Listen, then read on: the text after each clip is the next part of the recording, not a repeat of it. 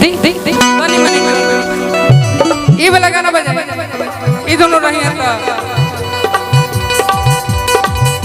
तो तूने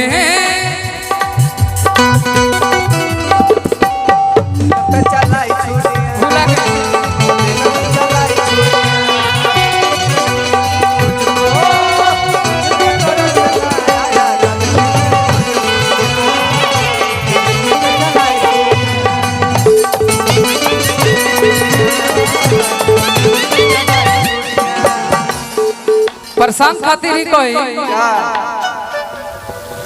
पिया बासी बान से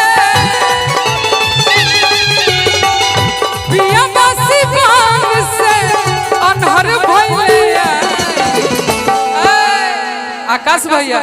तते बर्तन देहिया चलला राजा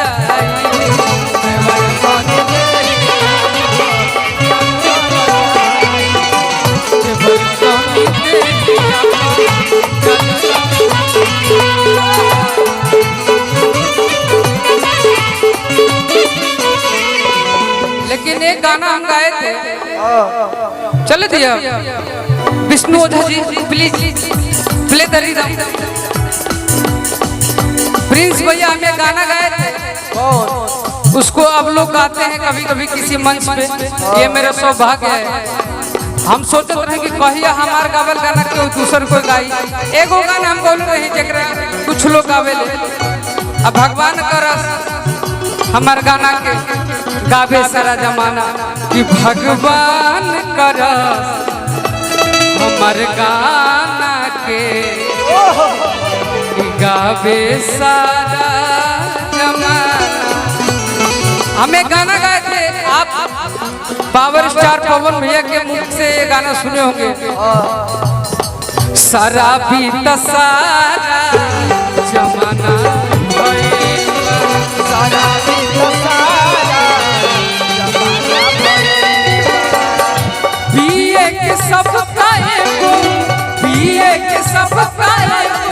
बहाना भइल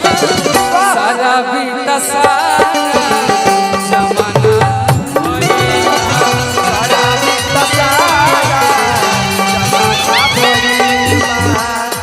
ये गाना गानी हमरा भैया 50 को व्हाट्सएप पे खाली कमेंट डाल मैसेज कि भाई ये पी के पूरा आपका समाज आपके पक्ष में है जो आपको ये मानता है हम कहले हम तो ये सब को काम कहनी ना हमें बार सावन में खाली गाना गा देनी कि लेके गंजड़िया नाम बाबा के अरे कि धुक धुक गंजवा मारो है वो पे हमरा व्हाट्सएप पे को भाई मैसेज के लेवा कि पूरा गंजेड़ी समाज आपके साथ है अंकल भैया सावन भर रहे थे तब कि केहू खुशी में केहू गम में पपिया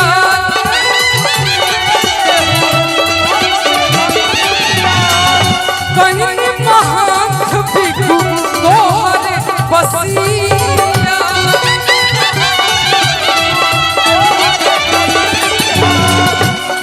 जीवन में हमेशा इंसान का एक बार दिल टूटना चाहिए कलाकार का सबसे ज्यादा प्रिंस भैया अगर हम कलाकार हैं तो एक बार दिल टूटेगा ना तब दिल से हम बढ़िया बढ़िया सैड सॉन्ग गाएंगे ऐसे नहीं गा सकते हैं ऐसे सैड सॉन्ग ना गा सकता नहीं ऐसे खाली यही गा सकता नहीं अगर दिल ना टूटी तो एक गाना गाई प्रेम चिन्ह लेना आदमी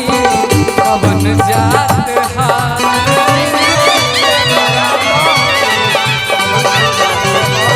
प्रेम ना चिन्ह नीरा उठ की जुट भत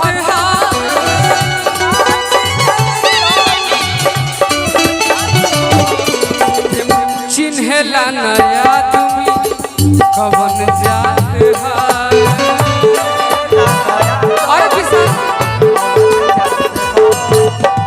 और जैसे ही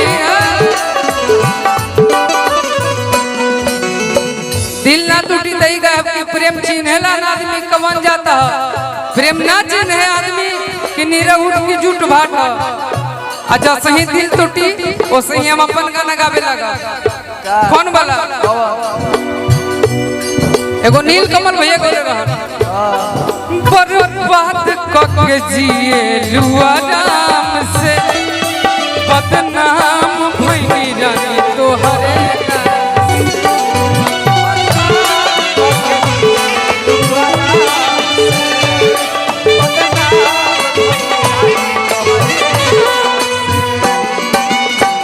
कुछ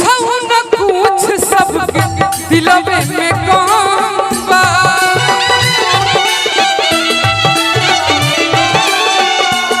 जिए के खाली एगो दारुए अलाम बा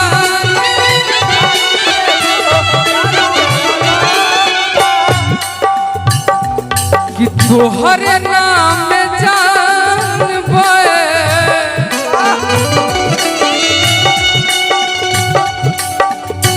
तोहरे नाम में जान बे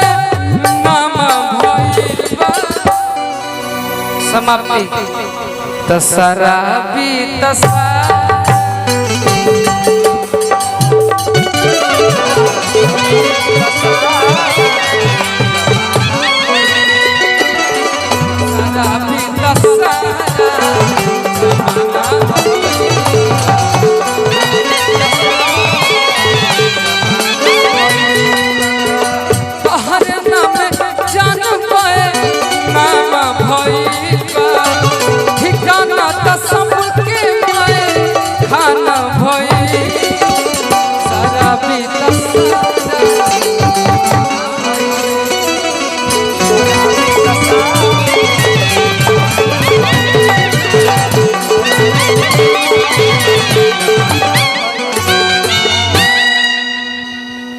अच्छा बढ़िया लगा हो तो एक बार ताली बजा के बिक्कू भैया को आशीर्वाद आप सब दे दीजिए। भूकल अमर मॉनिटर खोल दीजिए पूरा।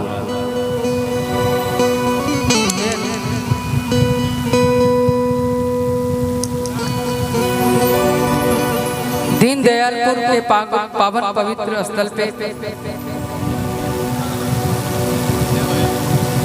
रविंद्र चाचा के घर पे अब चाचा कहता नहीं तो भैया कह प्रिंस भैया के घर पे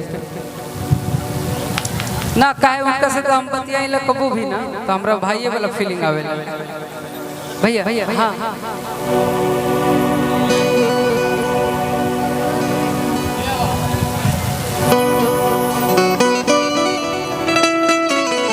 ऊपर से सावन के पावन पवित्र महीना में घर में एगो छोटा सा पूजा फंक्शन में और पूजा के नाम बहु भोज रख दी चाहे सावन के पावन महीना में जो घर में सबकी पूजा लो वही नाम रख दी प्रिंस भैया के बहु भोज चाहे सावन के एगो पावन महीना में कोनो पूजा ओमे हमने सब कलाकार आप सबके समक्ष मनोरंजन करे खातिर स्टेज पे उपलब्ध बानी अन्यथा न्योता पुरावे खातिर उनके घर पे बानी गोलू भैया के समस्त टीम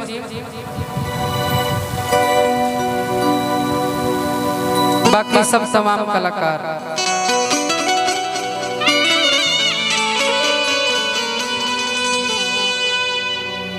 समय 1-2 बजे तक कार्यक्रम हमने जहाँ करे जाए लोग घड़ी के समापन के समय एगो भक्ति गीत ओकरा बाद आप सब